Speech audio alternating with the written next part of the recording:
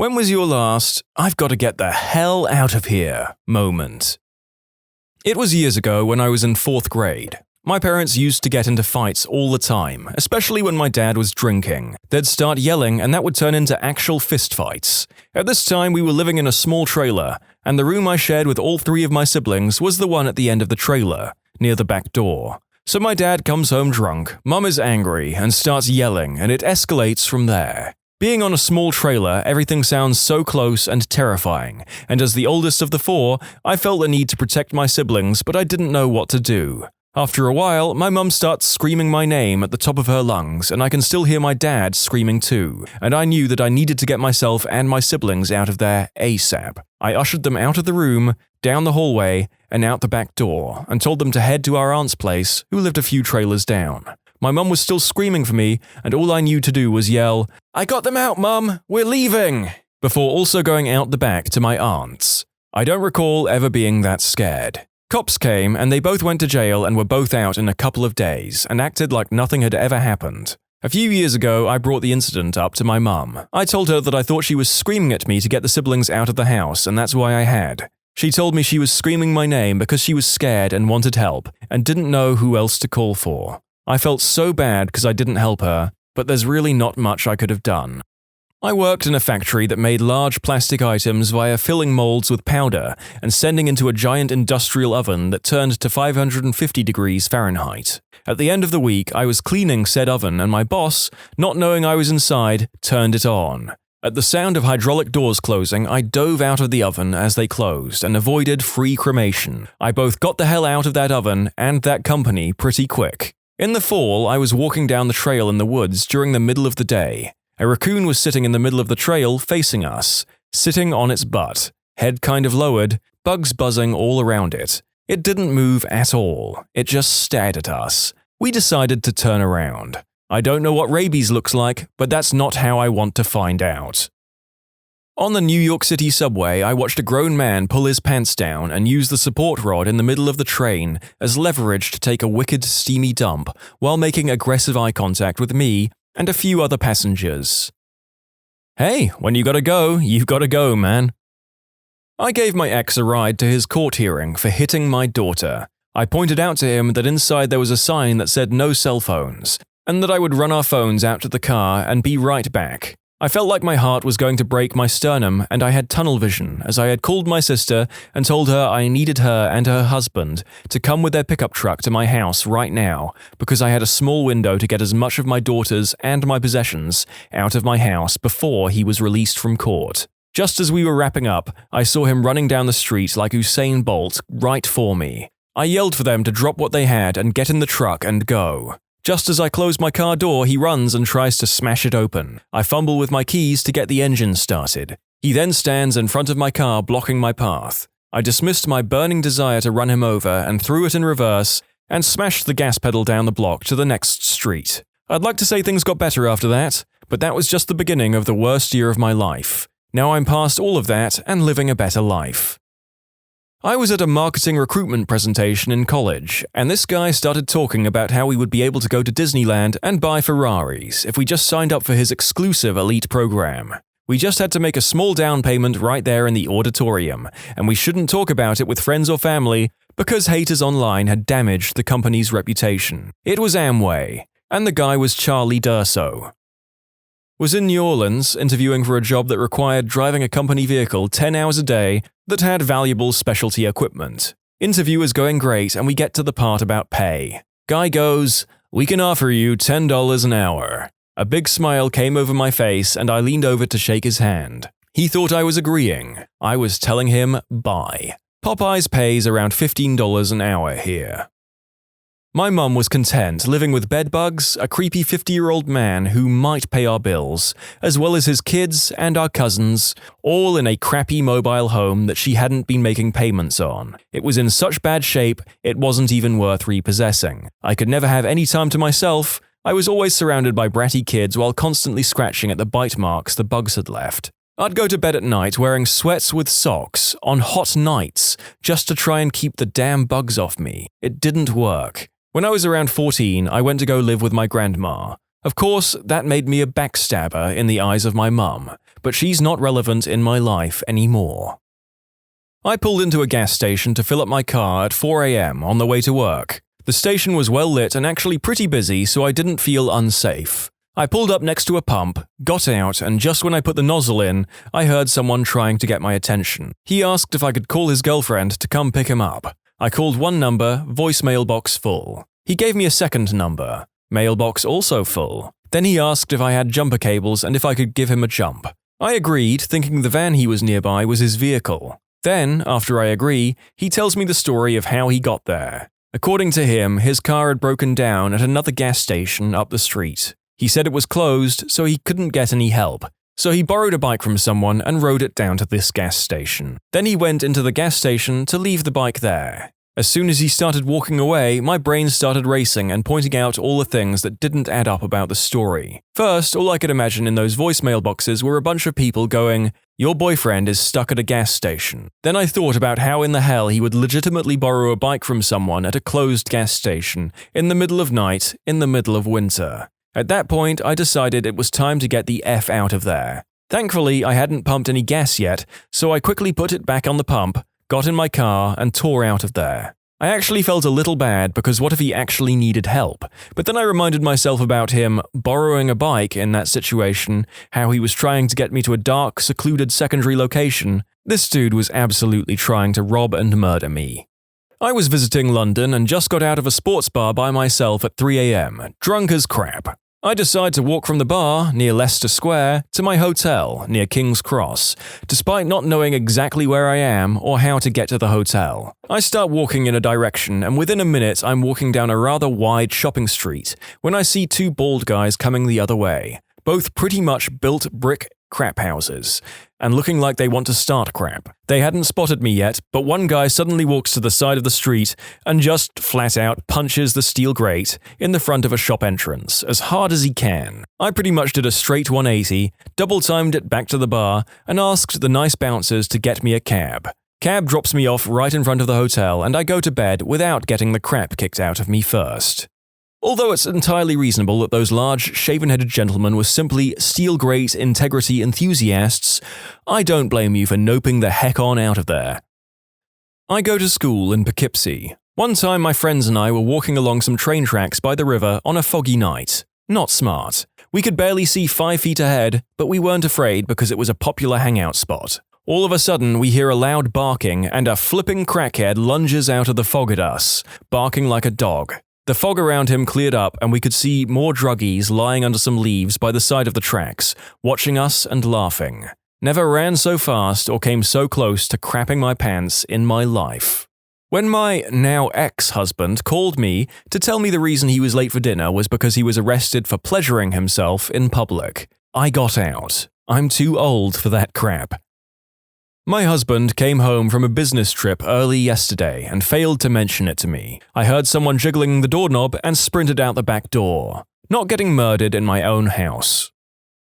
This was like 5 years ago. I was 24 years old, got way too drunk at my local bar, and ended up going back to this guy's apartment. It was decorated by someone's grandmother for sure. There were candelabras everywhere. He lit all of them. Then he sat me on the couch and proceeded to go through all of these old family photo albums, specifically looking at pictures of his siblings and cousins as children. No joke, he was getting so hard that I could see the album start moving up and down. Then he asked me if I had any pictures of when I was a child or my siblings when they were children. Never sobered up so fast and booked it right the F out of there. Because I get replies about drunk driving, this was NYC. I walked 16 blocks through East Harlem and never felt so safe in my life.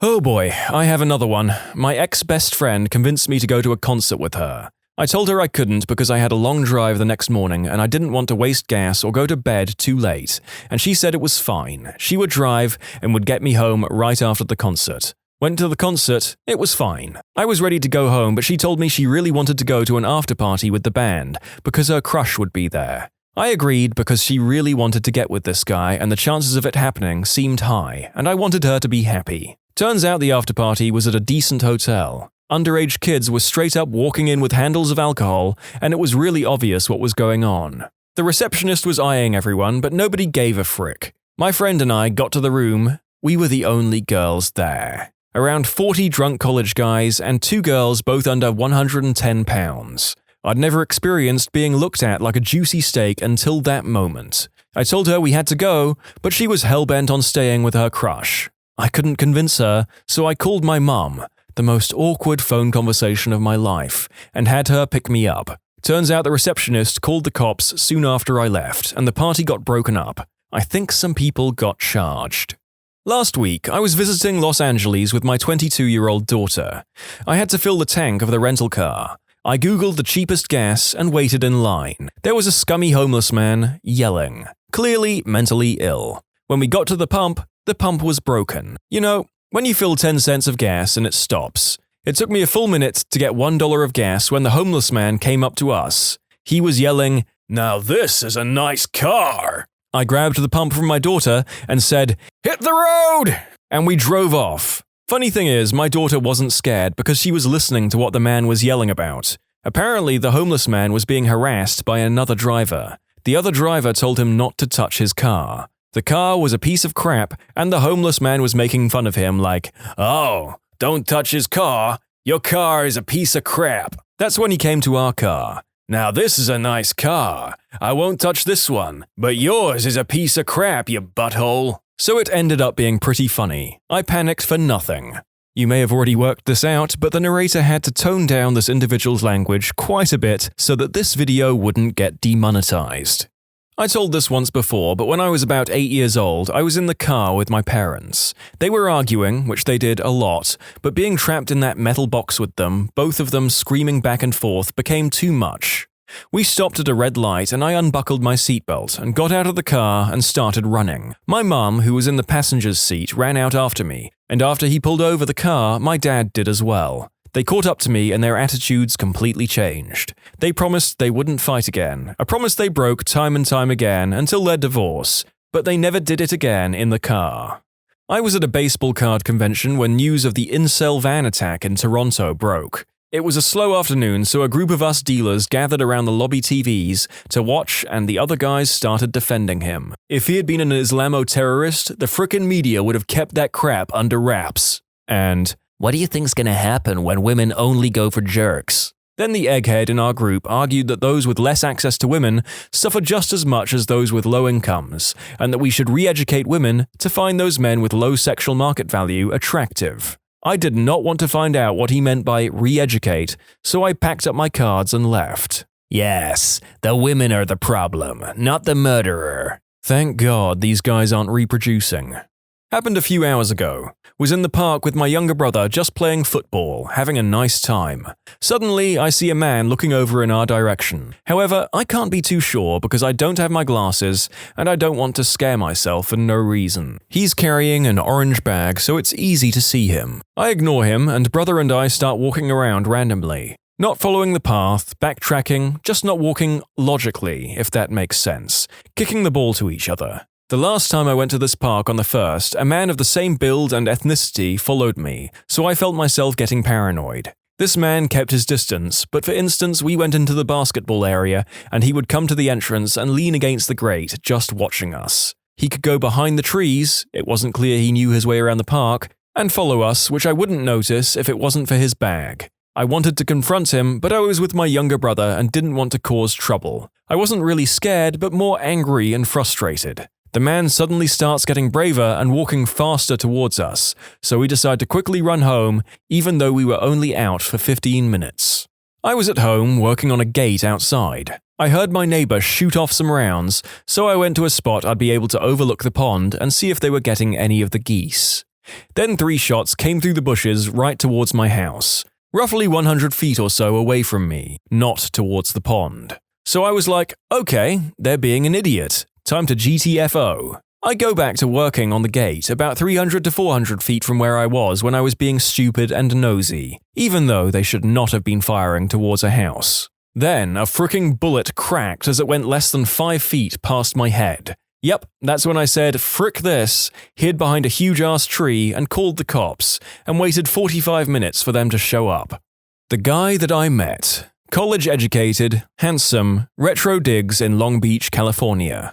Articulate, funny, packed a picnic for our blind date, complete with cloth napkins. Went back to his place, and the kitchen was a hoarder's dream. At least 6 full sets of dishes, dirty, sitting in neatly stacked piles everywhere. Pots and pans, the same thing. Hundreds of dollars worth of iron cookware stacked on the floor, rusting. Instead of washing dishes, he would buy more. Noped the F out. I told you I was planning on selling them in bulk. One man's trash is another man's treasure. I have leukemia. I completed 5 months of chemo in October, but my white count has been low since then, so I am high risk of infection. My wife just gave birth a few weeks ago, but had severe preeclampsia and had to be put on blood pressure meds. I went to pick up dinner, and on my way home, I figured I'd also grab her meds at the pharmacy real quick. Except a ton of people had the same thought, and I found myself like 20 people back in line. I was set to wait. Wife definitely needed her meds until I hear coughing. I look up and a 2-year-old kid is hacking everywhere. That is no bueno for me. Yep, I had to nope the hell out of that line and send my mother-in-law to the pharmacy for wife's meds. In conclusion, I'm a 35-year-old, tattooed, bearded man afraid of small children. I was at work and thought I needed to fart. Turns out it was diarrhea and made up an excuse to leave for the rest of the day. I have also accidentally crapped my pants at work. I had had some weird coughing fit and diarrhea. I didn't make up an excuse. I told my manager I just crapped my pants and I'm going effing home. He just said, "Feel better." When I first moved to where I'm living now, it's across the river from a college town/city with a main street that is littered with restaurants and bars. So one night, a couple of friends and I went out and decided to bar hop. Nothing crazy, just wanted to check out the different places. Walked into one hole-in-the-wall joint with only a handful of people in there. Everybody's head turned and looked at us like we were from another planet. Weird vibe immediately, asking how we're doing and what he can get us. We order our round of drinks. Bartender very slowly says, "Is that all?" Again, weird vibe, but whatever. Random guy, later found out to be the owner, comes and sits next to us and starts chatting us up. Where we're from, what we're doing in the area, if we're cool. Lots of weird conversation starters. At this point, we want out, but our drinks haven't come back yet. So we get our drinks and try to keep to ourselves. Guy keeps asking if he can get us anything at all, off the menu. It's at this point that I realize that the 2 women at the other end are doing coke off the bar. There's also now 2 large men standing against the wall right behind us, just grilling us. Not wanting to make a scene, we all shared talked amongst ourselves for a minute, finished our drinks as fast as possible, paid and left. The owner was trying to talk to us the entire time we were paying and making our way to the door, trying to keep us there as the 2 large men slowly close in. We got the frick out and said nothing until we hit the other side of the street. Grabbing some Waffle House in a not-so-good part of town around 2 a.m. after work. Dude whipped out a gun and was screaming at the chick he was with. Definitely my most gotta get the F out of here moment. A few years later, got a job as a 911 call taker. Same Waffle House got shot up. So there is that. When I realized the shelter I work for is pocketing donated money, keeping and using donations for themselves first, taking their food, taking housing products, all for their own personal use. These people have well-paying jobs with plenty of overtime, benefits like health life and dental. So yeah, screw that place and screw those people. Sucks for the ones that do have to stay there. I'm black. I live near Alabama. A friend was having a party, but she was using a different friend's house as the venue. The house was deep in the woods, and this man at the gas station was being friendly and joking with us. Everything seemed fine until he said something like, "Don't forget the Klan meeting is tonight at 7. I'm kinda blacked out for a second because I'm sure he meant something else, but I got a bad vibe. A company I was working at got bought out by another company. They tried to make us sign agreements that we wouldn't work in the industry for 2 years after working for our company. So I'm not allowed to have a job in my field for 2 years if they lay me off. A bunch of us refused to sign it, but nothing happened. Then people in management started getting moved around, and they put someone in charge of me who was really incompetent. When a big company buys a small company with a lot of name recognition, I can see the writing on the wall. I got another job and got the heck out of there. When you subscribe, make sure to hit the bell to turn on notifications. Put the playlist on in the background to finish listening to all the stories, linked at the top of the description. And if you like Am I the Genius, give Am I the Jerk a shot, linked in the description too. Either way, thanks a lot for watching, and we'll see you guys next time.